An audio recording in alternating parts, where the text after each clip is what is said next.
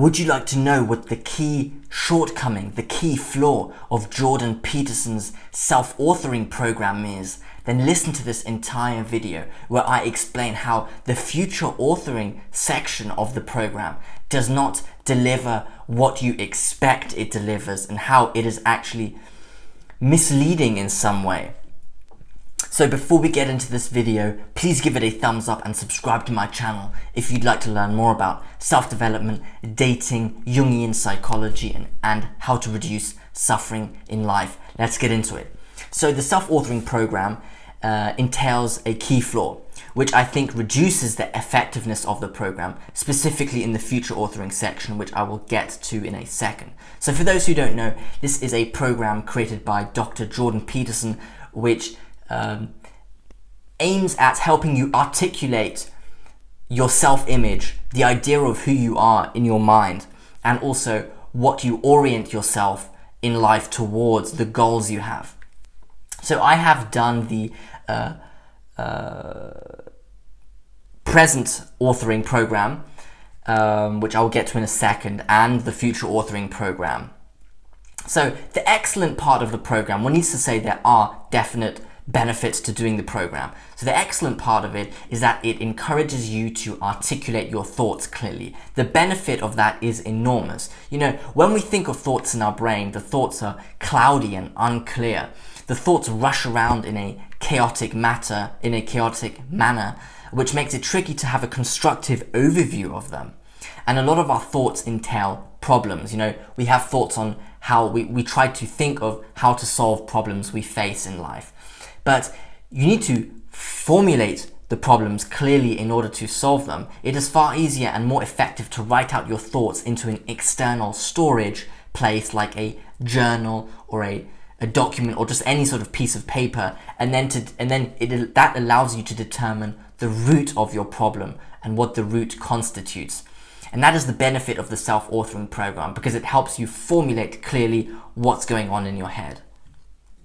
Now, I started with the present authoring program, which guides you to analyze yourself and your personality. You list your personality traits and then write about how they affect your behavior and life in general. More specifically, I listed my shortcomings and tried to write how they negatively influence my experiences and how I can try to improve them, my shortcomings in the future. And this was actually quite useful because it gave me an opportunity to actively and consciously come up with ideas on how to take more responsibility for my faults and reduce the degree to which they unconsciously govern me.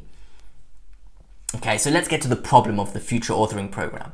So the future authoring program tells you to think about your life 3 to 5 years down the road and imagine what kind of a future you would want for yourself. It also says you can focus on a shorter period or a longer period of like 18 months up to 10 years. The problem is the dreams for your future are so clouded by your ego, psychological complexes, and other factors that manipulate what you desire in life. It is very complicated to uncover that which you authentically, truly want as a person, especially as an adolescent. And you know, humans change so frequently, and so as you progress in life, your hopes and dreams vary. So I believe the future authoring section plays the role of orienting you towards something you deem as worth fighting for. And in general, I think aiming at a noble goal in life is of high utility, really high utility. But the problem is, are you actually choosing a noble goal, a noble objective to orient yourself towards? How many people choose wealth, riches as something to aim at? I certainly did when I wrote the future authoring program. But seeking out wealth for the sake of seeking out wealth is not noble, and certainly not a sustainable source of motivation in life. See, the future authoring program, it's easy to be misled in thinking that it will help you achieve your goals. That's not the purpose of it. You think that when you write out your goals and you write out how you're going to achieve them or steps you can take to achieve them, that they will like magically come easier to you. That's not what happens, and that's not really the purpose of the program, I think. And if you seek out something like gaining riches in life, First of all, it's an unsustainable source of motivation, and it just won't help you get to what you want to in life. And you're basically choosing a wrong goal, or a suboptimal goal. So it is far easier to find, or far more valuable to find, intrinsic motivation for a domain like, no matter what it is, whether it's like marketing or coding, to aim at, because it will ensure you a permanent level of discipline and motivation. So why am I mentioning money here in regards to the future authoring program? I suspect a lot of people will gravitate towards choosing wealth as an objective or something to aim for, because who doesn't want to be rich nowadays, especially amongst adolescents? And I think this misdirected aim for money is a result of the fact that people do not know what they truly want in life. I think a lot of people will choose to aim at money because they have an insecurity that they are not enough without riches in their bank account. They really seek validation because they are insecure about who they truly are. Hence they seek money because then they can buy expensive assets which will make their peers look up to them. That gives them validation because they're insecure.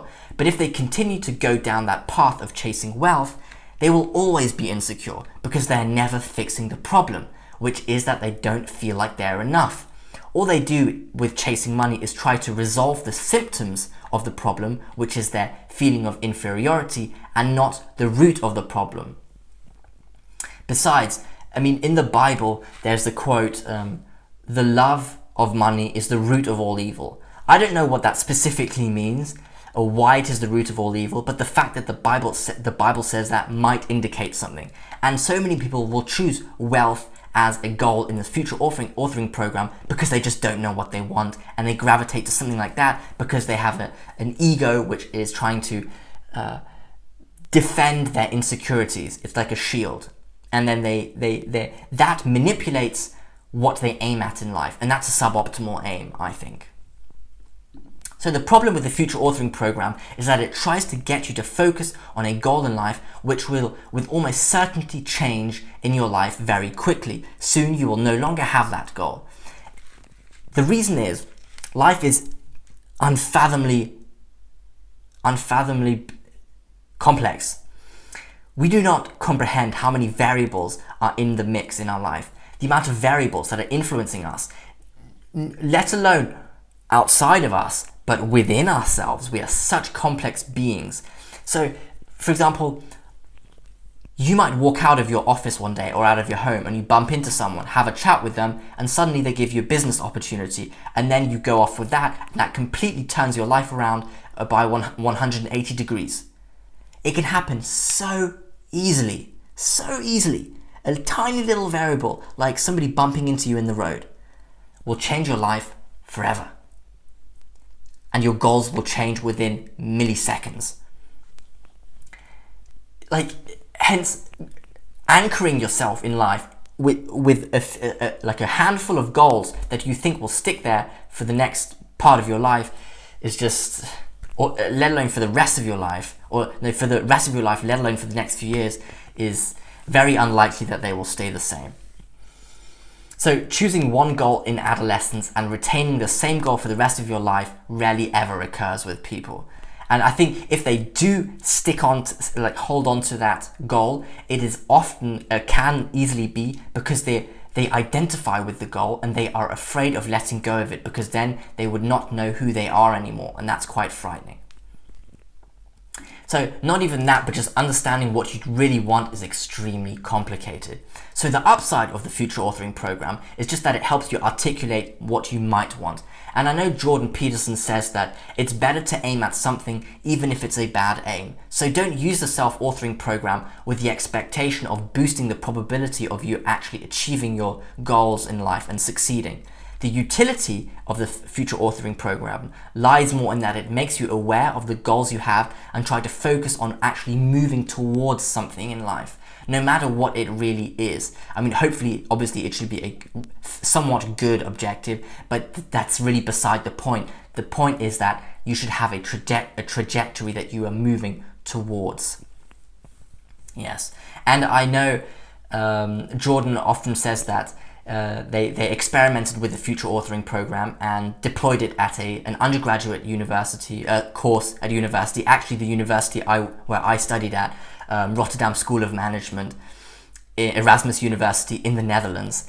And he said that the authoring program was especially useful for people. I'm not sure if it was just guys or general people or students, but students from backgrounds of lower socioeconomic levels.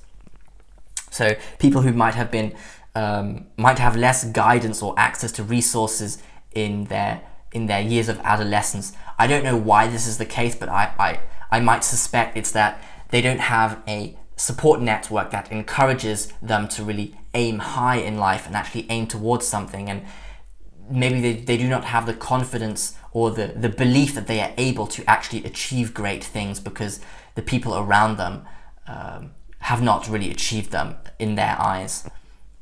So, but I mean, maybe it's useful for people from lower socioeconomic backgrounds. That might be the case. So in conclusion, the future authoring program has a key flaw in that it seems like, or it's easy to interpret it as a tool that will increase the probability of you achieving your goals, when actually it's not. The utility lies in that it actually just tries to make you conscious of something to aim at in life, no matter what it is. Because the thing is, that what you aim at will be so conflicted by complexes, psychological complexes, and your ego, and not really, won't really entail goals that are aligned with what you truly want and what is really might be best for you. Because it's so difficult to have to figure those out, and you need to be aware of that when you start writing the future authoring program for yourself. So please leave a comment below whether you agree with my opinion on the downside of the future authoring program, or whether it has actually helped you. I started writing, I'm like halfway through I think, but I started like over a year ago because it's just so long and I just never got back to it. I consider myself quite a disciplined person, but I just I don't know, it's quite difficult. The reason it was difficult for me to finish it is because I just don't know what I want. That's the thing, like you just don't know. So that's really tricky. And maybe you can sympathize with it. Let me know in the comments below. So I hope you enjoyed this video. Please give it a thumbs up and subscribe to my channel if you'd like to learn more about self-development, dating, Jungian psychology, and how to reduce suffering in life. I do encourage you to do the self-authoring program because just like I said in the beginning, the utility of articulating what goes on in your head and who you think you are, and also your past, because there is a past authoring program, that's very valuable, and it's not that expensive. I think it's like, I'm not sure how it is, but it's for what it brings you in life, I think it's worth it. So thank you for listening.